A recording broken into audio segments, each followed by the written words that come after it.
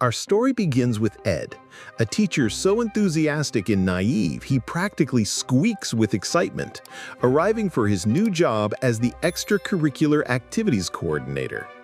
He imagines a world of chess clubs and poetry slams, but the students quickly crush his illusions, revealing he's actually the new detention warden. To make things worse, a student named Leon offers to improvise a rap about him, which instantly turns into a barrage of crude insults to the delight of the whole room. The chaos is interrupted when Shelley comes out of the bathroom in tears, claiming she's dying of cancer because she's bleeding down there. In a moment of panic that turns into clarity, Ed realizes it's her first period, sending him on a frantic mission to the teacher's lounge for pads, which Shelley looks like they're alien tech. After this baptism by fire, Ed vents at a bar with his friends. Allie, the sensible school nurse, and JT, his ex-roommate, whose advice is about as reliable as a gas station burrito. Ed complains that his students seem to have learned more about the human body from cartoons than from any real source. Allie points out that even if he's a virgin, he can still teach them the basics. JT, ever the loyal buddy, tries to boost Ed's ego with wild lies about his sex life, but soon suggests Ed should get back in the saddle and sleep around a bit to build confidence, especially if he wants a shot with Pilar, the gorgeous older sister of his student Tito, whom Ed already has a hopeless crush on. Taking just Allie's advice to heart, Ed turns detention into an unauthorized sex ed class.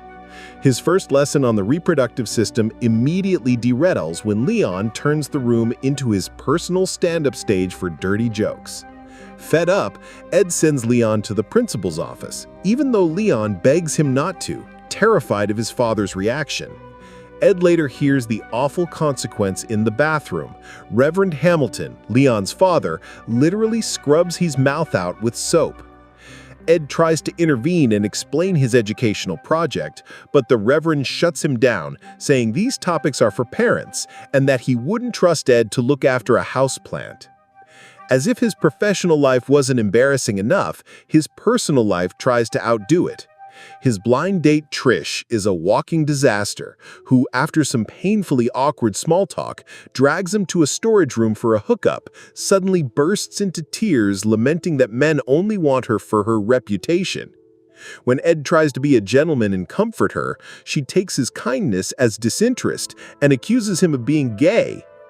Back at the bar, his wise landlady Sydney gives him a much-needed reality check, reminding him that a dry spell doesn't make him any less of a man.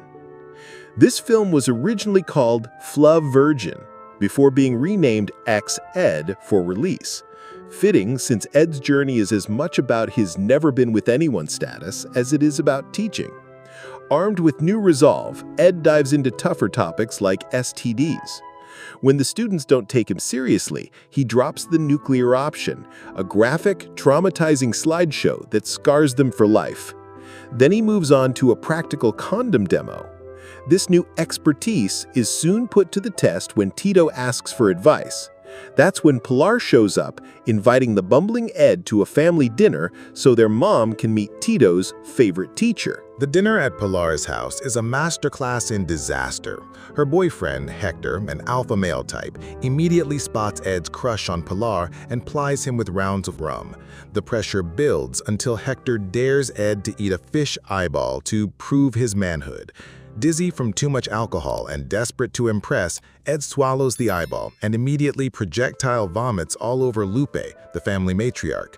Humiliated, he flees to the bar, where Sydney once again pulls him out of his pit of despair, reminding him that a mom covered in puke shouldn't stop him from going after the woman of his dreams.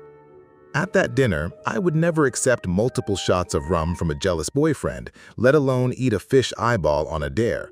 I'd politely decline, make pleasant conversation with the mom, and leave with my dignity and the dinner intact. Ed's mistake was trying to play Hector's game instead of being himself. With his confidence in tatters, Ed calls in reinforcements, JT and Allie. They help him run a lesson on respectful communication, which basically turns into the girls begging the hunky JT to flex his muscles. Things seem to look up when Pilar says she's taking a break from possessive Hector and agrees to a jazz date. But the good luck doesn't last. Reverend Hamilton files a formal complaint, and Principal Washout warns Ed the class is on thin ice. Then Ed makes a risky choice. After a heartfelt talk with Tito, he gives him a condom, believing prevention is better than regret. The date with Pilar spectacularly implodes. When Ed admits he gave Tito a condom, Pilar freaks out. They rush to her house and find Tito and his girlfriend only kissing, but the damage is done. Pilar blames Ed for everything and kicks him out. As he walks to his car, Hector shows up and beats him up. The whole sequence feels straight out of the 40-year-old virgin, where one bad decision snowballs into a total catastrophe. Ed's night ends with him getting arrested after a misunderstanding with a male prostitute. After all this, he finally confesses his biggest secret to JT. He's a virgin. He gets fired and ends up back at his old job in a bakery. In a moment of clarity, inspired by yet another lecture from Sydney, Ed realizes he has to fight for his work. He apologizes to Pilar with a painfully bad but heartfelt oboe solo, earning a kiss. But their next attempt at a date ends in a disaster at a nightclub, leading to another fight with Hector and another arrest. Hitting rock bottom, Ed knows what he has to do. He rallies his students and crashes Reverend Hamilton's support group. He confesses his lack of experience to everyone, but passionately argues that kids need this knowledge. His students back him up, with Leon tearfully admitting there are things he can't talk about with his dad. Miraculously, the Reverend understands and reinstates the class.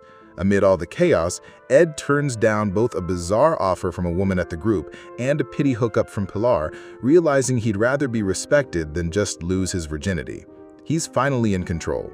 A year later, his class is the most popular in school, and he's earned the respect he always wanted, proving that being a man was never about having a girlfriend, it's about integrity. So, do you think Ed made the right choice turning Pilar down in the end, or should he have gone for it after everything he'd been through? Thanks so much for watching until the end. The next video is right here on the screen. Click it now and keep the journey going.